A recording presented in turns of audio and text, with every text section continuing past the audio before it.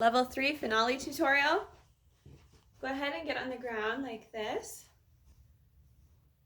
I'll just show you from the front really quick and then from the back. So this is your, this is what it'll look like from the audience.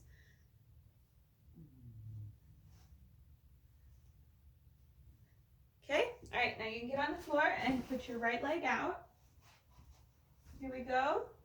We're gonna lean a little bit over, not too far, just tucking right here at your last rib. Then we're gonna lift through the air and look slightly up. Your arms are pretty L-shaped, okay? Pretty 90-degree angle, they're not floating down, okay? Then you're gonna swirl this arm all the way around and this arm rises a little bit, okay? And at this point you wanna twist your belly button to crosse so that you can lift both your arms up into cloud arm position.